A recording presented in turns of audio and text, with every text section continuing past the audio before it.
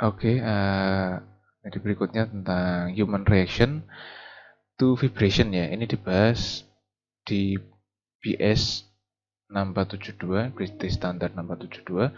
Jadi membahas tentang model ya, pemodelan dari responnya human ya, human response terhadap continuous vibration ya. Jadi permodelan ini seperti yang ada di gambar ini ya.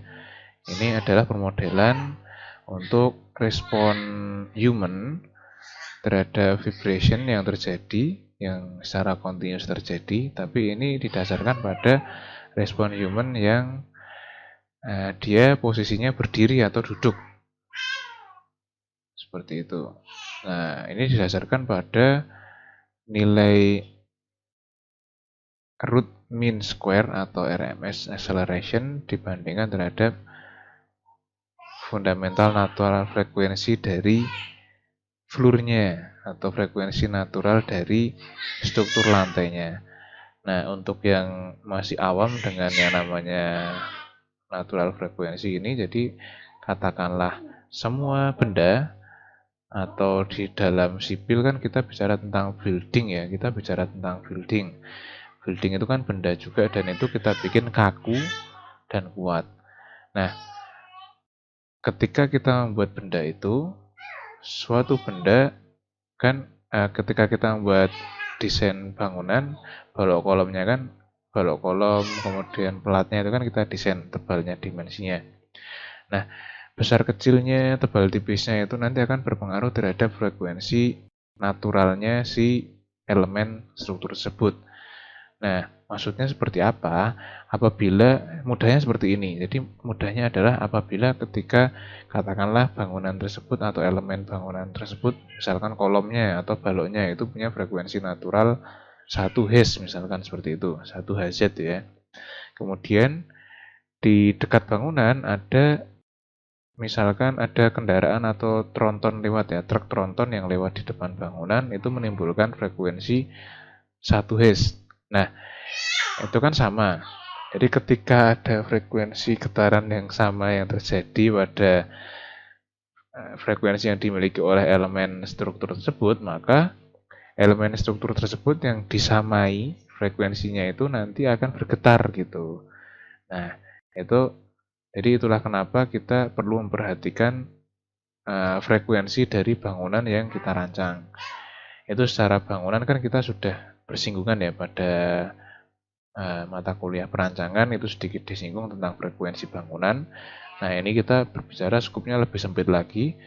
Jadi ketika ada gangguan-gangguan atau getaran-getaran dari luar atau dari dalam bangunan sendiri, itu kan beberapa elemen kadang bergetar. Katakanlah misalkan ada pesawat lewat, itu kacanya bergetar. Nah, itu berarti ada getarannya pesawat yang lewat itu tadi menyamai dengan frekuensi alami dari kaca jendela seperti itu. Jadi kacanya bergetar.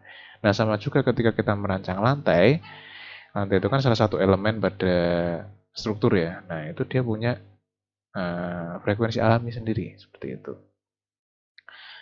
Nah, di saat-saat itu disamai oleh frekuensi getaran yang terjadi, nah itu bisa terjadi vibrasi gitu. Nah, di kurva ini menggambarkan atau modelkan tentang human response-nya terhadap continuous vibration yang terjadi pada struktur. Nah, di sini ada 4 curve ya, ada 4 curve secara dasar, ada ini base curve atau curve yang paling dasar, kemudian ada curve 4, curve 8, dan curve 16. Nah, untuk pemakaian yang ini sih minim dipakai di Indonesia karena Indonesia mengacunya kan ke kode Amerika. Tapi di kode Europe, di kode British ini diatur, ada aturan tentang ini. Jadi untuk base curve ini nilai R-nya, di mana R itu adalah response factor, itu sama dengan 1. Nah, karena sama dengan 1 maka dia bisa dikatakan minimal level.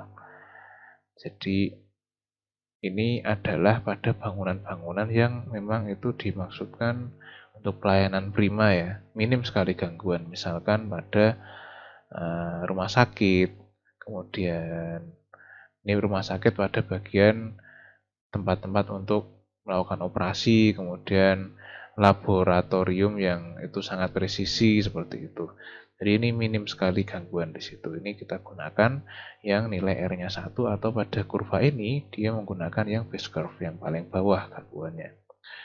Kemudian selanjutnya ada R yang nilainya 4, 8, dan 16 seperti pada gambar ya. Nah, ini ada beberapa penggunaan gitu. Misalkan, nah ini semakin ke atas dia semakin apa ya, istilahnya semakin diampuni lah. Getaran yang terjadi itu semakin dimaklumi gitu. Jadi yang base curve ini yang paling tidak boleh terjadi, kemudian semakin ke atas ini semakin besar respons faktornya.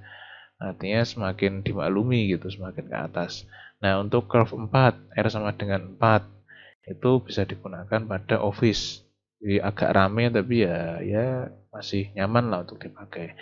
Kemudian curve 8 atau R sama dengan 8 ini pada workshop. Workshop itu bisa dikatakan pada pabrik ya, pada bangunan-bangunan yang dia seperti bangunan industri seperti itu. Jadi luasannya bentangannya besar, kemudian penuh dengan alat-alat dan seterusnya seperti itu ya.